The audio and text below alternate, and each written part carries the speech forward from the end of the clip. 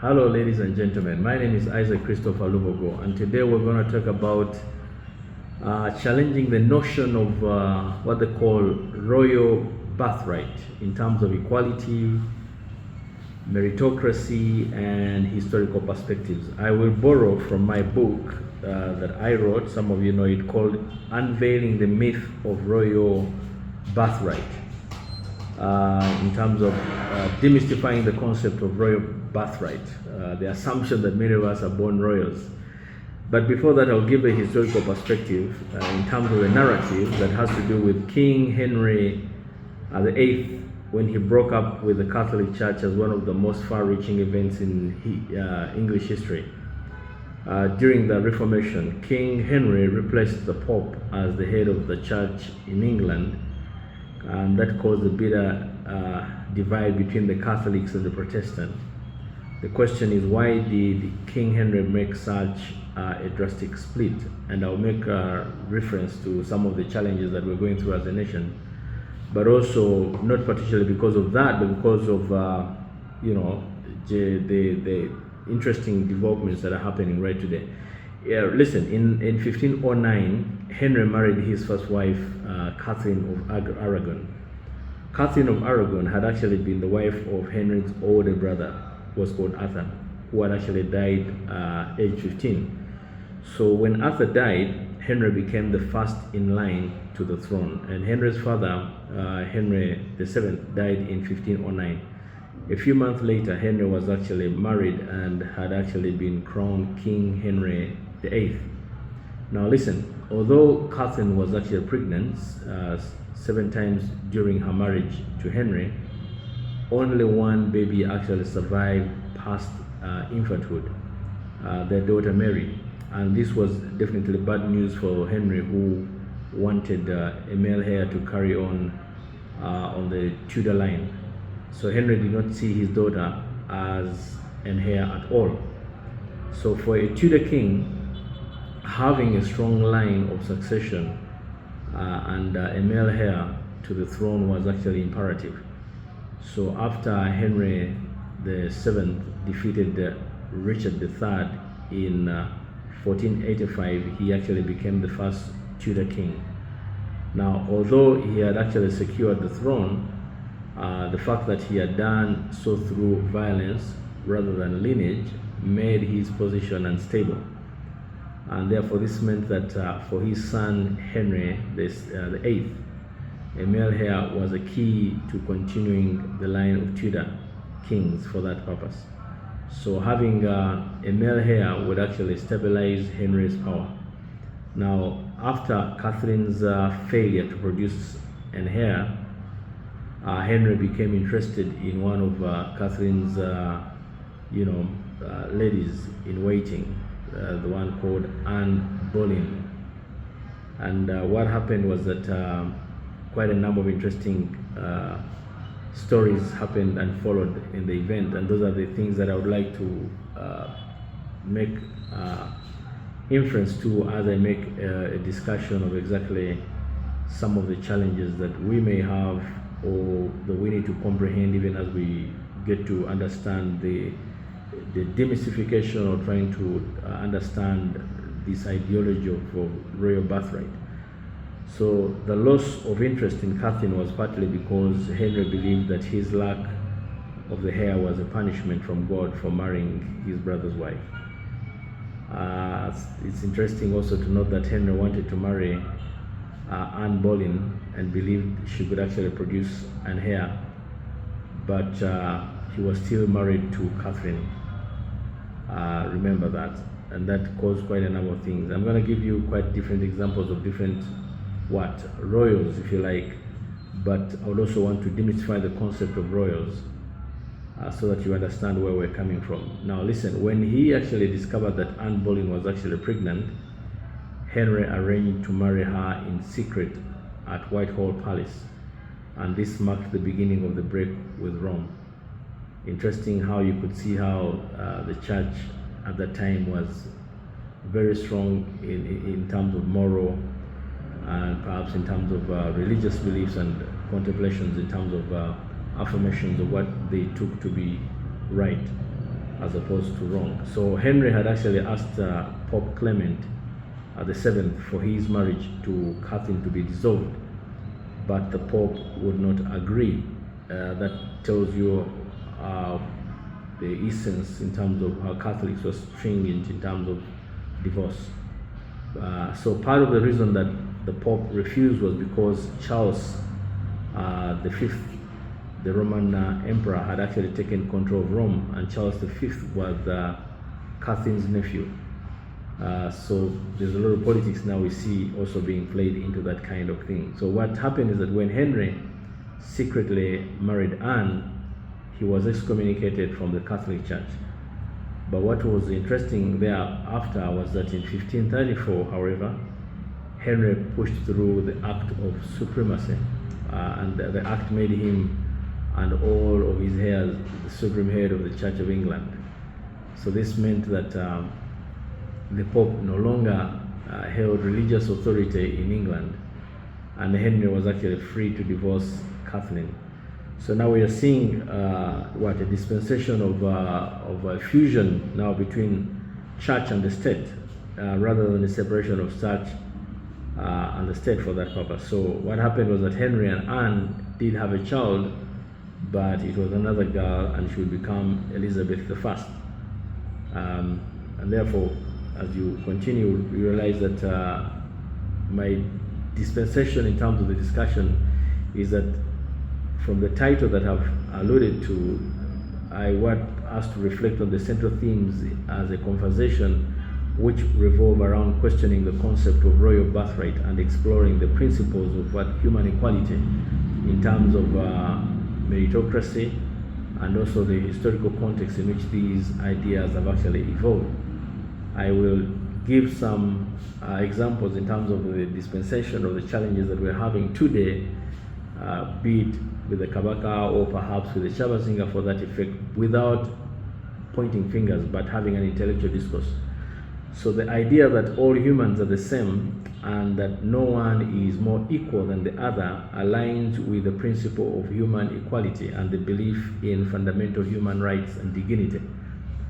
This principle basically becomes central to the concept of what they call justice, fairness, human rights in many societies, and it suggests that individuals should actually be treated with respect regardless of their social or economic status or race, gender, or other attributes. And I will give certain examples, as I said, in line with what Uganda has played out in terms of those royals. But first of all, we need to understand nobility or privileged status in terms of historical context is often dependent on factors such as birth, inheritance, and circumstances over time, rather than inherent superiority. Please understand that. And the idea that nobility is largely a result of circumstance is consistent with the notion that social hierarchies and privileges are man-made constructs and not reflective of inherent human worth. And that, to me, is where I'm coming from. In spite of the fact that I am a royal from Bulamoji, I will still make that proposition that these are inherent, not inherent, but simply, I think, affirmations that have been imputed on us over a period of time. So, however, it's important to recognize that while the principle of human equality is actually foundational to modern societies and legal systems, real-world inequalities persist due to various factors, including economic disparities, systematic discrimination, and other complex social issues. So the struggle for social justice and the promotion of equality in terms of equality really remains an ongoing endeavor in many parts of the world. And even as we argue that, we should understand that ultimately the idea that all humans are actually equal in fundamental worth and dignity serves as the foundation of value in the pursuit of just and equitable society. But achieving this equality in practice often requires an ongoing effort to address societal and systematic challenges. I will again, as I said, give certain substantive examples as they have played out in our country.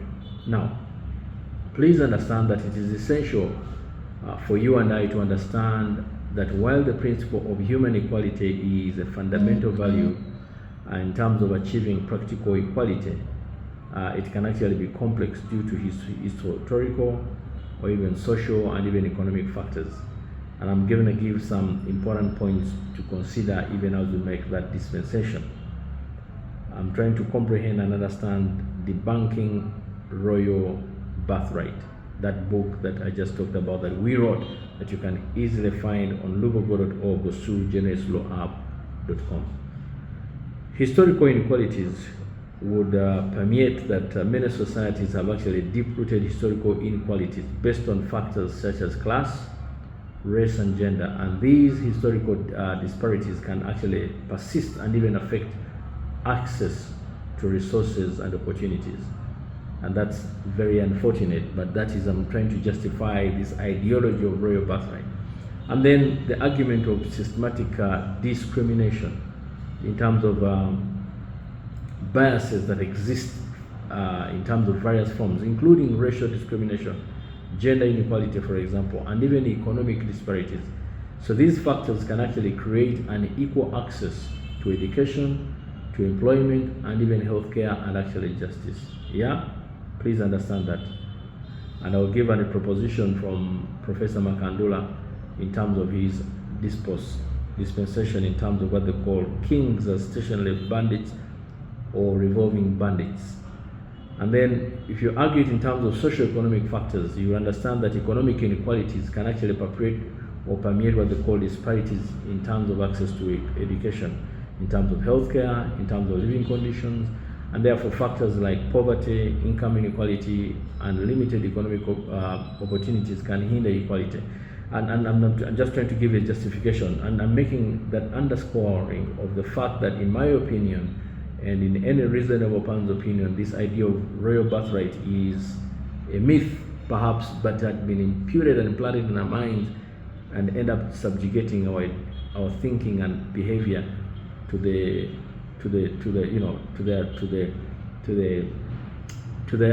making many people really be unfair in terms of what they should or should not have. In terms of legal and political structures, that can also have, an impact in terms of unjust laws, for example, in terms of governance systems that can permeate inequality, in terms of promoting inequality depending on who is making the law.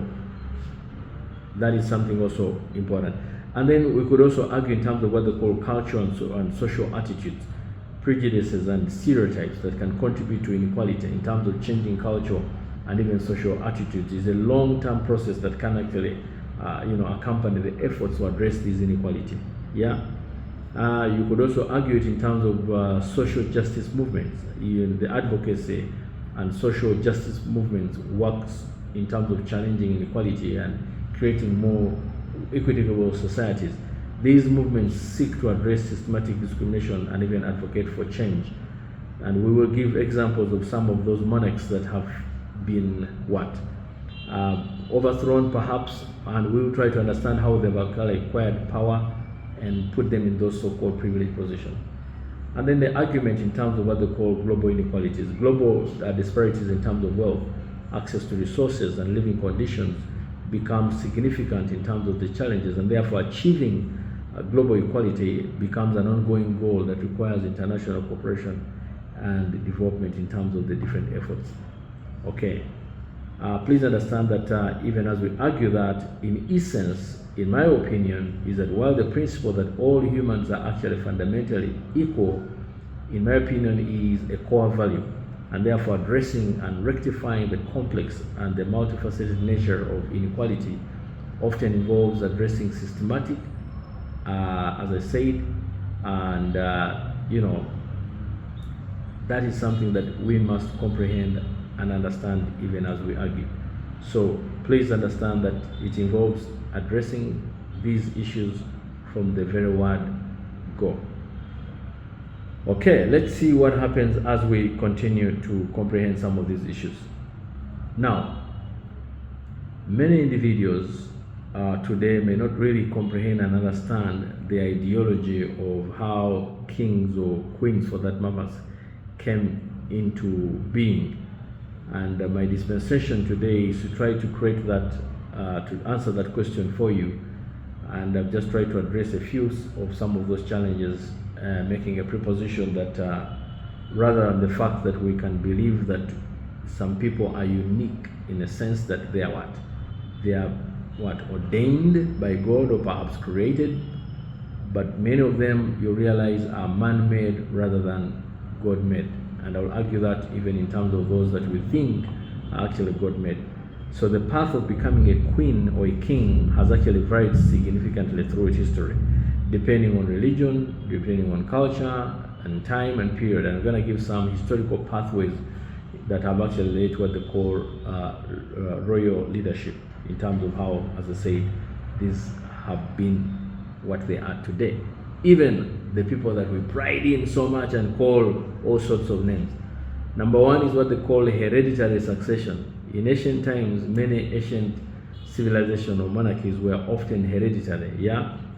The title king or queen was passed from one generation to the next with a royal family, yeah? And if you to argue that in terms of empirical data, you would understand that, for example, the Egyptian pharaohs, for example, or even Roman emperors, or even Chinese emperors, frequently succeeded their parents or close relatives. So this system continued in various forms across different dynasties and cultures. So you must understand that that's one way in which how this ideology of royalness is now being passed over from one person to another. In other dispensations, it happened by way of what they call conquest and military leadership. Yeah, in ancient times, it could be argued that some leaders rose to power by conquering or even leading military campaigns, subsequently establishing themselves as kings or even as rulers. Yeah, and you could argue that, for example, if you have to talk about people like Alexander the Great, for instance, became a king through what they call military conquest and the establishment of what they call Hellenistic Empire. So he started as the king of Macedonia and later conquered vast territories. So we're seeing that expansion in terms of the power that has now, that goes with that office that he attained. Others, and this is the point that I was trying to make initially, is in terms of what they call religious or divine appointment. There are those who will argue that these guys are born royals, not so. Religious or divine appointment, yes, we cannot dispute that. If I am born of a king, then perhaps divine appointment. But the argument here is that in ancient societies, kings and queens were seen as divine rulers or high priests, and their role was actually intertwined with religious beliefs. And I think you may realize, those of you who are good Bible readers, the dispensation that was given to Moses, even before he began breaking down the children of Israel into tribes by appointing what leaders. But for empirical data, the pharaohs, for example, in terms of Egypt, were believed to be divine, and the authority was actually closely tied to religious roles as well. So even the Japanese emperor was actually historically considered a divine figure. But again, those arguments can only be supported by by history, in terms of the people who wrote the history anyway, yeah, rather than direct. You argue how Saul became king as opposed to David, perhaps. In terms of those can also be underscored. But also in terms of popular support and tribal leadership, in ancient times, some cultures or leaders emerged through what they call consensus in terms of election or even the support of their subjects or tribes. To me, that makes a little bit of sense. For example, early Germanic tribes, for example, often chose leaders based on their abilities and charisma and the support of the community. The problem with that, when someone became good, the assumption was that their children would be as good as them, and therefore, the story begins, and you see that correlation that keeps going on. So the argument is demystifying the concept of royal birthright, whether or not my blood is different from any other person's blood. And then there were aspects to do with marriage alliances. I'll give examples. Ancient times, marriages between rulers from different regions or families were actually used to strengthen alliances, and sometimes led to a spouse even becoming the ruler of a combined realm. Yeah, the union. I'll give an example. The union of Ferdinand II of Aragon and Isabella I of Castile through marriage in 1469 was actually a very famous example. It eventually led to the unification of Spain under their rule, yeah? And without even pointing fingers, I mean, those are things that probably England and many of those European countries actually took advantage of that kind of marriage to create stronger empires. I'll give examples. And then you could argue in terms of what they call usurpation or usurpation and political maneuvering. In terms of ancient times, some cases, ambitious individuals seized power through political intrigue and manipulation and even outright usurpation. Okay, so I'll give an example. Julius Caesar's rise to power in the late Roman Republic involved political maneuvering, which eventually led to his dictatorship. Yeah, so the argument here is that I'm just giving you different ways of how people became kings and queens, and therefore demystifying this concept of royal birthright, because sometimes it sickens us when we begin seeing people really paying through the nose because they want to support these individuals to the detriment of the common person. So, as I said, these specific pathways in terms of becoming kings often depended on social, political, and cultural context of the time. And as I said, empirical data and historical records provide numerous examples of individuals who follow these various routes to real leadership in terms of different regions of the world. Yeah? Then you could also argue, by the way, in terms of appointment by a high authority. Yeah? In some cases, for example, kings or queens could actually be appointed by high authorities, such as an empire, or even an overlord for that purpose. And I would argue in terms of in the feudal Japan, where the shogun, who effectively ruled the country, was actually appointed by the emperor and held real power, yeah. And then the what they call the Mamluk, the sultans of Egypt and Syria were often appointed by their masters. And then we could also look at what they call the Ayyubids, or later the Ottoman sultans, were also appointed in that category.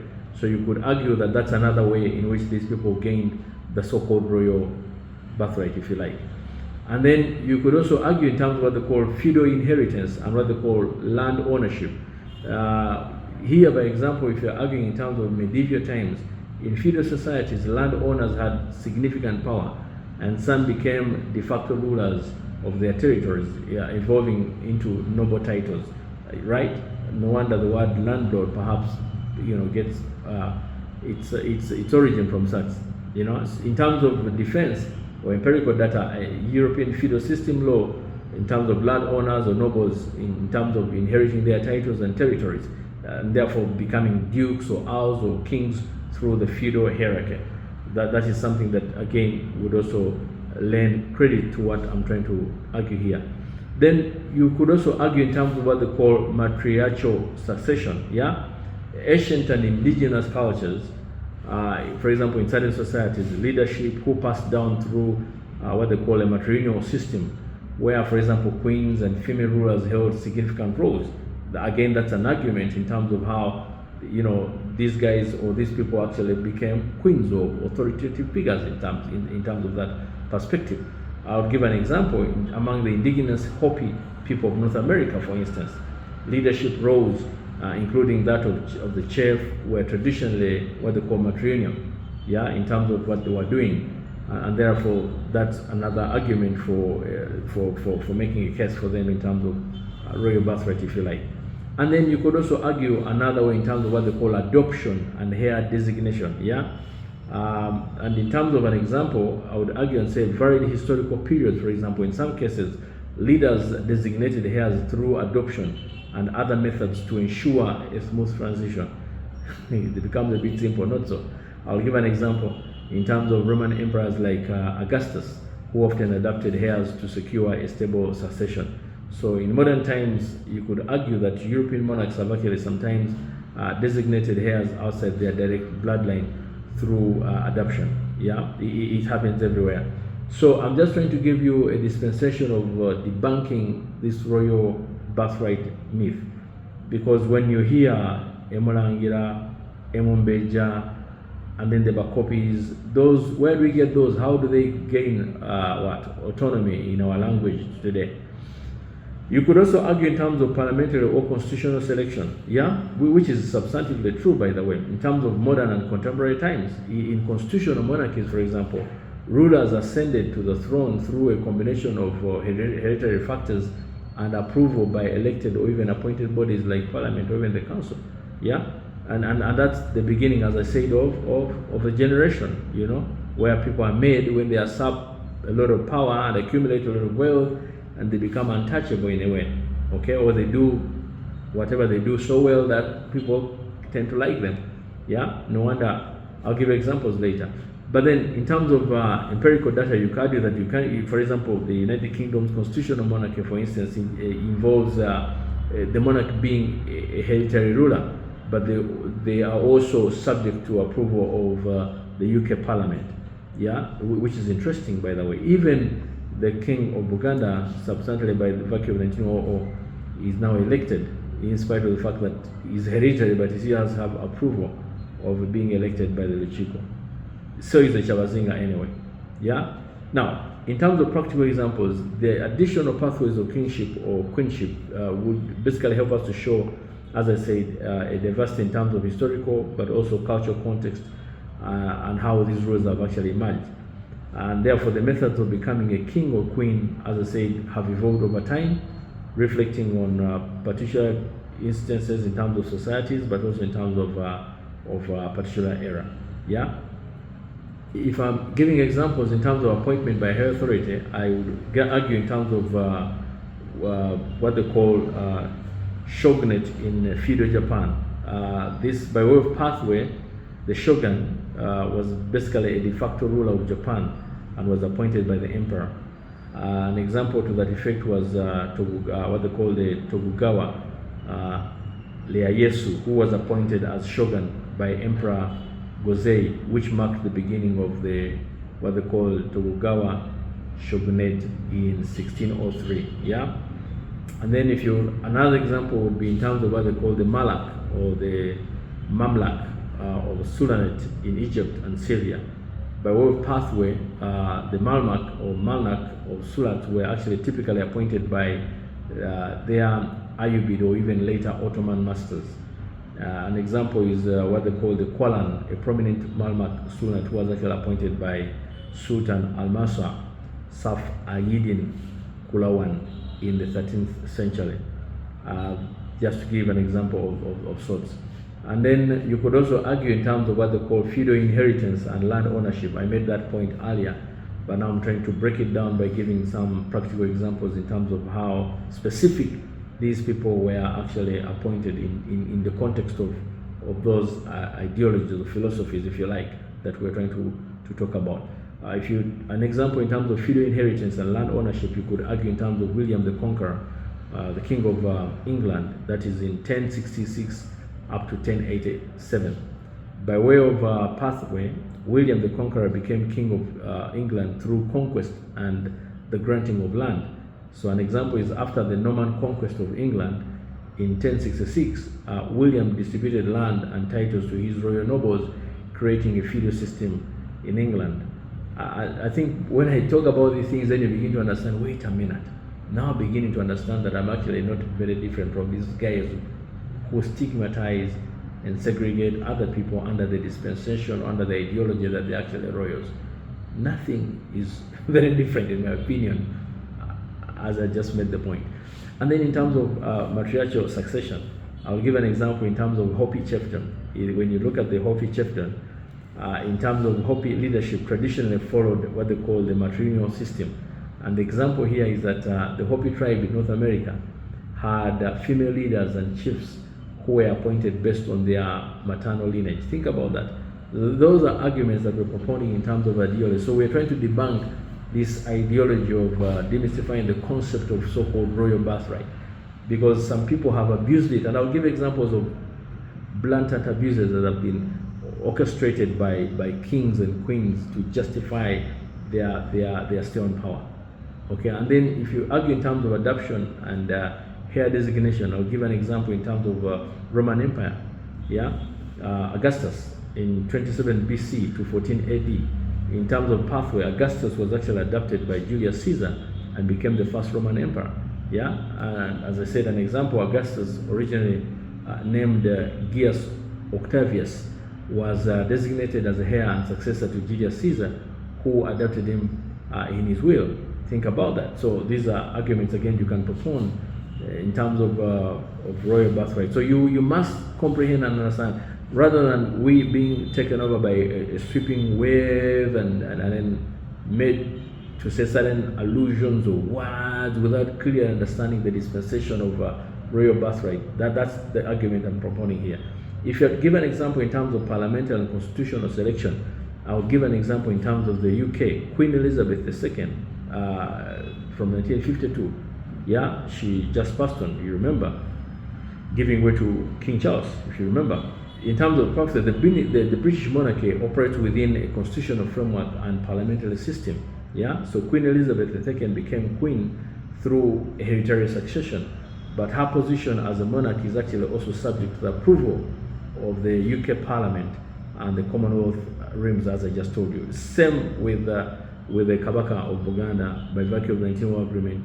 Same with the Chabazinga of Busoga by virtue of the Busoga chiefs, you know, the so-called 7 royal chiefs, in terms of the dispensation of what they're supposed to do in terms of the revolvingness of the different paramount chief, which again was a creation of the British in terms of what? Proper government of the people of Busoga. So these specific examples demonstrate the various pathways through which individuals became kings and queens in terms of different historical contexts. So we need to reflect on them in terms of inheritance, in terms of appointment, in terms of adoption, in terms of constitutional arrangements. Others, in terms of examples, we became what they are and enjoy what they are because of conquest and military leadership. Yeah, I'll give an example of Alexander the Great, the king of Macedonia and the conqueror, so-called conqueror, from 336 to 323 BC. By way of pathway, Alexander the Great became the king through what they call hereditary succession in Macedonia, but ascended to the role of conqueror through his military campaigns. Yeah, so as an example, he succeeded his father, King Philip II of Macedon, and actually expanded his reign through military, conquest, ultimately creating one of the largest, empires in history. So that's another something that you need to comprehend, again, how these guys became what they are today.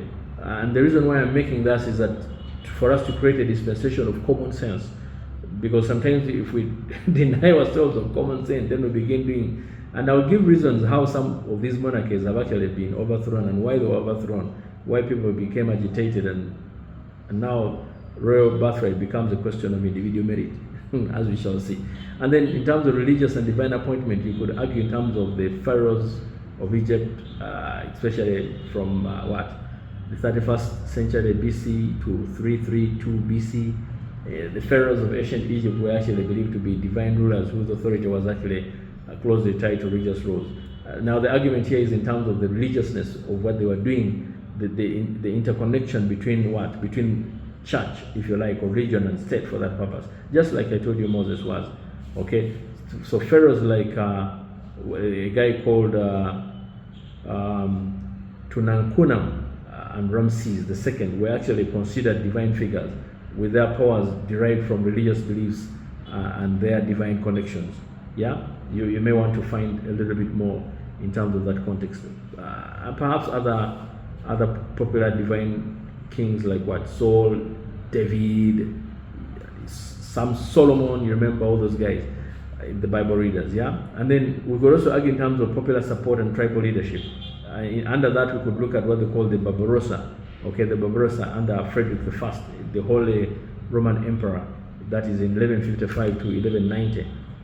Frederick I, also known as Barbarossa, rose to power with the support of the Holy Roman Empire's nobles and the population. Yeah, and he gained the right of his subject and nobility, which contributed to his reign as a Holy Roman Emperor. That's something that you may also want to comprehend.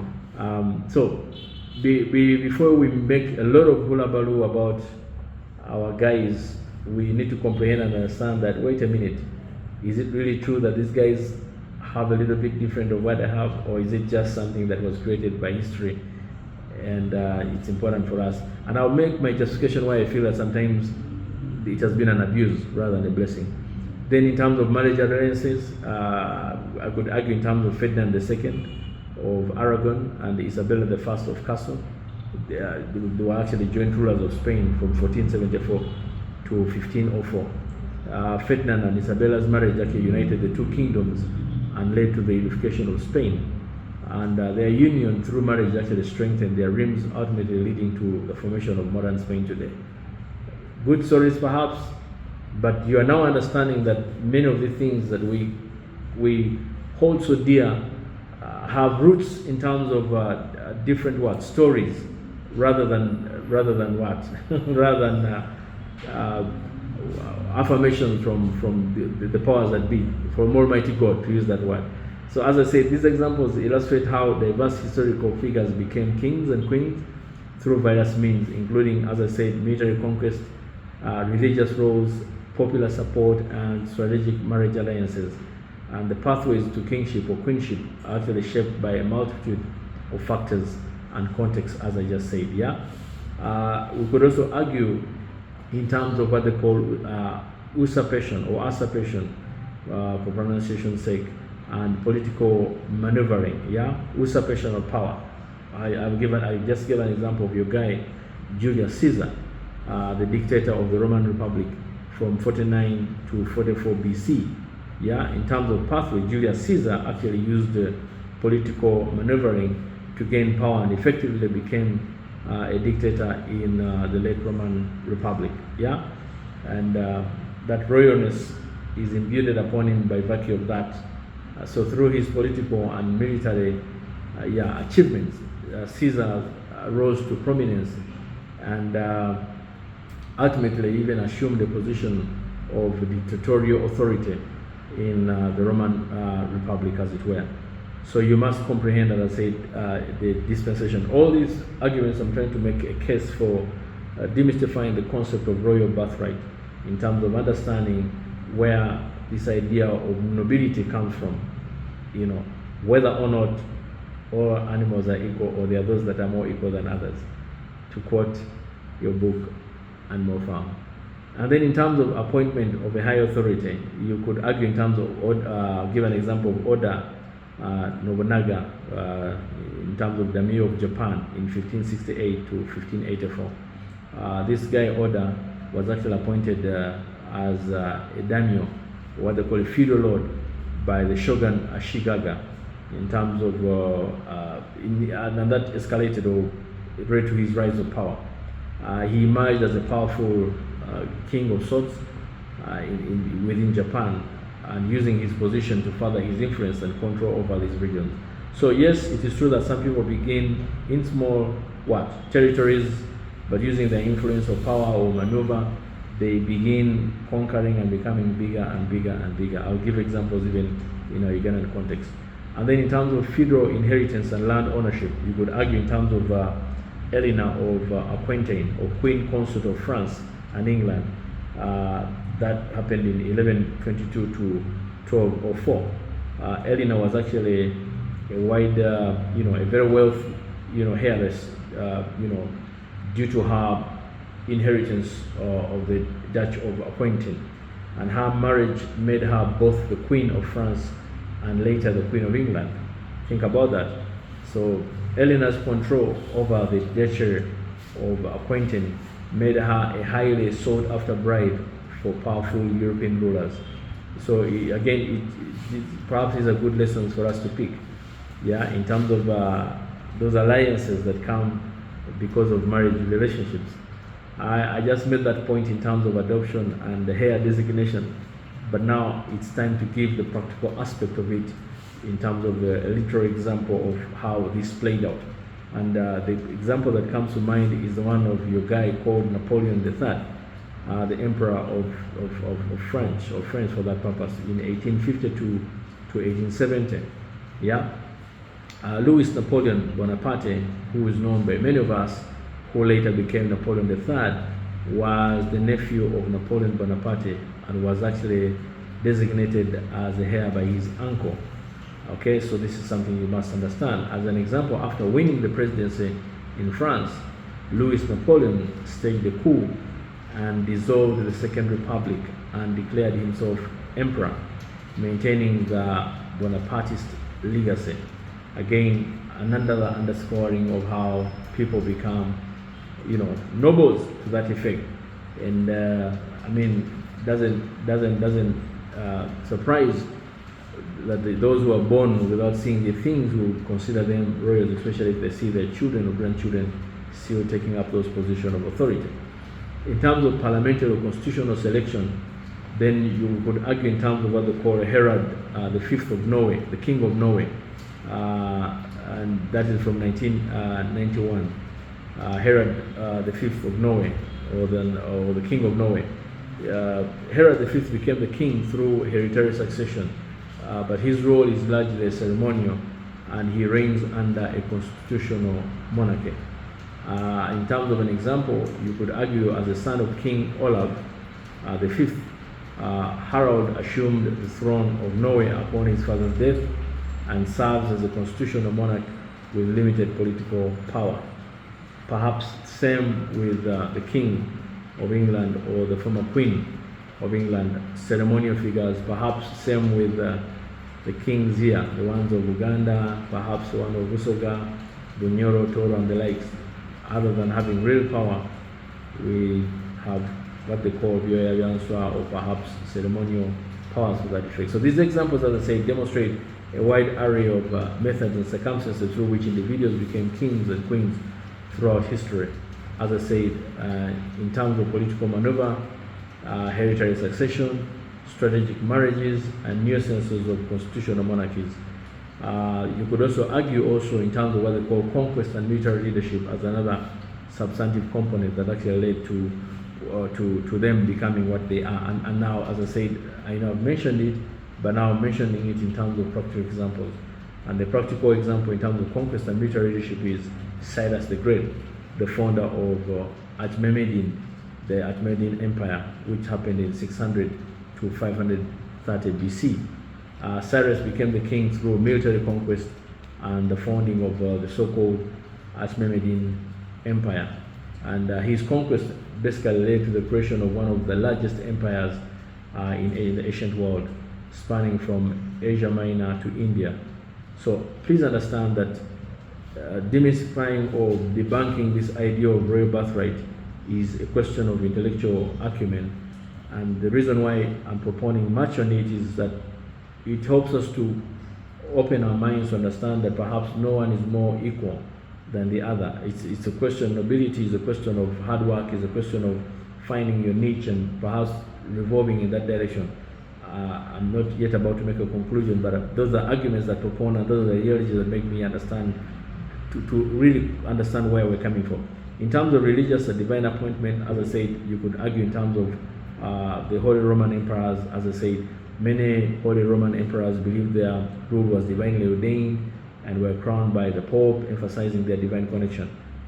I mean, people like what? King David, for example, remember they were sought after by the prophets and what? They were anointed with oil. I would argue in terms of another called Charlemagne, crowned as the Holy Roman Emperor by Pope Leo III in 800, as a notable example of his pathway. So those are different examples of divine leaders, if you like. But then the divinity again is also subjective, and that's the argument I'm trying to make, because we'll then understand whether there are people who are more godly or more favored by God as opposed to others. Then in terms of popular support and tribal leadership is another question.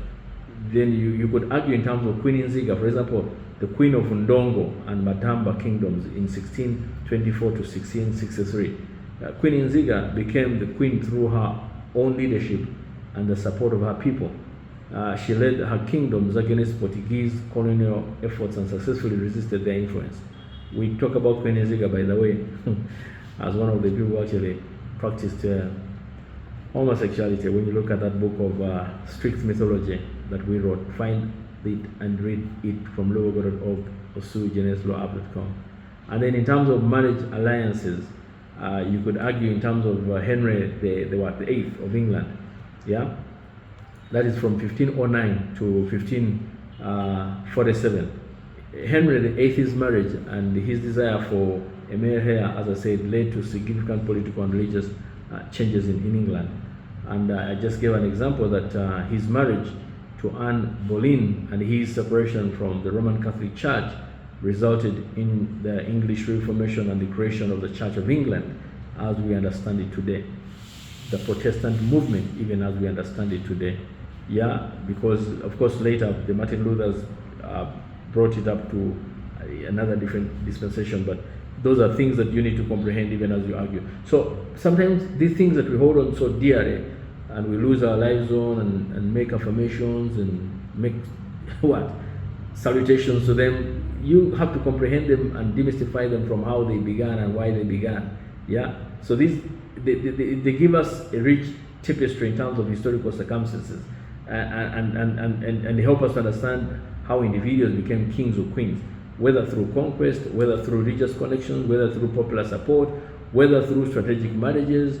So each pathway, as I said, has a unique implication of a ruler and the realm that they govern. Yeah. And so in my opinion, in my humble submission, I do want to wait to make a conclusion now before I go through the entire discourse in terms of what I would like to comprehend. But let's first talk about usurpation and political maneuvering, for example. I gave an example of William the Conqueror, the King of England, in 1066 to 1087. William the Conqueror rose to power through military conquest and even political maneuvering, as I say.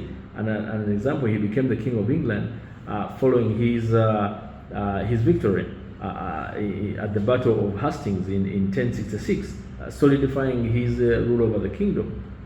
Talk about the Bachuese kingdom in terms of what? The dispensation of the battle, yeah, that they won, and now there is a kingdom perhaps in quotes called the Bachuese. I do not know, but I'm just making some substantive arguments in terms of what I'm learning and what I'm comprehending in terms of how royalhood is created, how people become the untouchables of sorts in their own capacity. How about in terms of appointment by higher authority? Yeah, you may want to hear people like Shivaji Bhonsle, the founder of the Maratha Empire, that is in 1674 to 1680. Shivaji emerged as the prominent Maratha leader after being appointed as a chieftain by the Sultan of Bijapur. Yeah, and he later actually established the so-called Maratha Empire through a combination of military conquest and even astute diplomacy, as it were. So even as we go through these different examples, please understand that the argument in terms of our book is to comprehend and understand, to give you a picture of debunking this argument of royal birthright. And perhaps it should be an appeal to you not to look at yourself on the lesser side, but perhaps to believe in yourself that you are equal as good as anybody, in my opinion. So in terms of feudal inheritance and land ownership, for example, you may want to argue in terms of Edward III of England, that happened in 1327 to 1377. Edward III became the King of England through inheritance and what they call the Plantagenet claim to the English throne. Yeah, Plantagenet claim to the English throne. But by this I mean that his mother, Isabel of France, asserted her claim, leading to Edward's coronation. So you see how the things are happening. You understand over a period of time why people worship and throw lots of money and make blatant sacrifices, but without really comprehending and understanding where the story is. So when Professor Makandula makes that argument that these are stationary bandits or roving bandits, you may want to comprehend. How about if you argue in terms of adoption and heir designation? Yeah, I'll give an example of the Emperor of Japan in 1926 to 1989. Hironothi became the Emperor of Japan through hereditary succession, but also benefited from his father's efforts to modernize the monarchy. So Emperor Taisho, or sometimes they call Yoshito, designated Hironoshi as the heir to ensure continuity during a period of change. So again, the argument of continuity now also becomes a question of debate, yeah, where an individual who has conquered passes over the baton to another, and then the royalness is created in that perspective. But also importantly, as I said, in terms of parliamentary and constitutional selection, remember, I just made that argument in terms of Queen Margaret, the second of Denmark. That was way back in 1972. Queen Margaret II assumed the throne of Denmark through hereditary succession, but her role, as I said, is largely ceremonial in a constitutional monarchy. The example here is that Denmark is a constitutional monarchy, where the monarchy's powers are actually limited by the constitution and exercised on the advice of the government, as it were. And I think that's something that people learned at a later time when these monarchies became excessive in terms of their powers. You remember Mariam, the lady who said, Mariam and later who said that if they don't want cake, then they could eat what? They could eat bread. The disconnect that they had with the common person. Yeah. So these examples, again, we just made that point that individuals become kings and queens influenced by those historical, political, and cultural contexts, and as they are sent to those particular thrones. And my argument, as I said, is to give you a deeper understanding of this aspect. I will also argue one more point in terms of the conquest and military leadership, because it appears that's where the bigger share is in terms of those who claim royalty come from, in terms of conquest and military leadership. I'll give an example of Richard the Lionheart, the King of England. That is from 1189 to 1199. Richard the Lionheart became the King of England through hereditary succession, but it is better known for his campaign during the so-called the Third Crusade. Yeah, and in terms of example, his reputation as a warrior and his participation in the crusade added to his legacy as a king. Yeah, so it's no doubt that many of these kings or leaders for that purpose, or royals for that purpose, were actually people of military stature, and many of them perhaps strong in a sense and affirmative in their actions, and therefore they were able to rally people behind them. Even when they are about to die, probably they appointed people who were on their side, so that their children or those who came after them would still do the same in that category. In terms of religious and divine appointment, I made that point in terms of Pope Leo III, the Pope of the Roman Catholic Church, way back in 795 to 816. The popes were chosen by divine appointment, and Pope Leo III's papacy was actually marked by his role in the crowning of Charlemagne as the Holy Roman Empire. So his role in Charlemagne's coronation basically exemplified the intertwining of religious and secular authority to that context. The reason why I'm making these dispensations is that even as you begin to argue, you will begin to pick lessons from the things that we are saying, and then try to relate them to the situation that we may have today in terms of wherever you're coming from, whatever jurisdiction you're coming from. Then the argument of popular support and tribal leadership. In terms of an example, you could talk about the Queen of Madagascar, who was called Ranavalona. Yeah, Ranavalona the first was the Queen of Madagascar in 1828 to 1861. Ranavalona the first became the queen by actually securing the support of our people through political maneuvering and even military control. Yeah, so that's again is another one. So she strengthened her rule by resisting European colonial pressures and even implementing what they call isolationist policies to isolate the Europeans and even perhaps even those who are not with you or for you for that purpose. Yeah, and that tells you quite a number of things that had to do with how many of our African leaders perhaps have ended up gaining that royalty in that sense.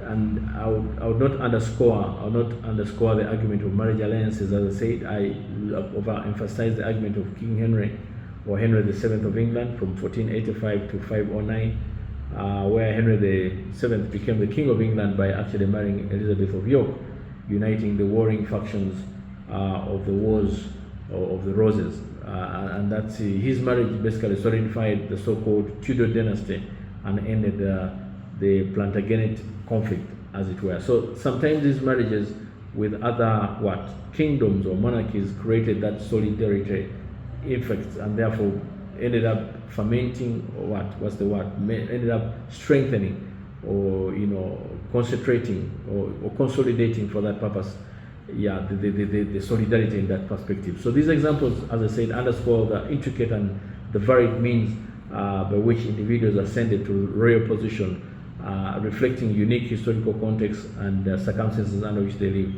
So whether through military prowess or religious quarrels or popular support or even strategic marriages, as I said, these pathways shaped the destinies of rulers and their realms. And needless to point out that even if we argue that in terms of an African perspective or a Ugandanized perspective, you will understand that without even mentioning names, because I wouldn't want to go into that, knowing how sometimes people may be sensitive without being logical when you're making these dispensations. But now when I paint the picture, you can understand how the things come. As I said, another argument would be in terms of usurpation and political maneuvering. I'll give an example of Suleiman the Magnificent, in terms of the Ottoman Sultan, in terms that is from 1520 to 1566. Suleiman the Magnificent actually ascended to the throne, the so-called Ottoman throne, after a period of intrigue and political maneuvering that secured his position as a sultan.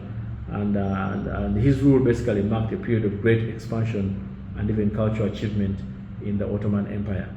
Not to mention, as I said, many other people from the African context.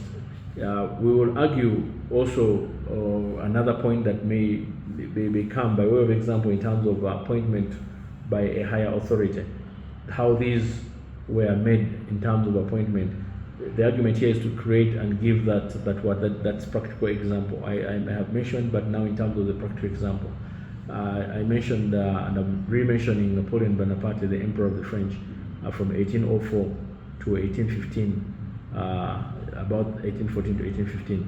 Napoleon Bonaparte was actually appointed by, the first council by the French government after the coup of 18 Brumaire, eventually leading to his self-coronation as the emperor. Yeah, remember that. So that, as an example, his rise to power basically involved a combination of political manipulation and military success, and hence what we know of him today.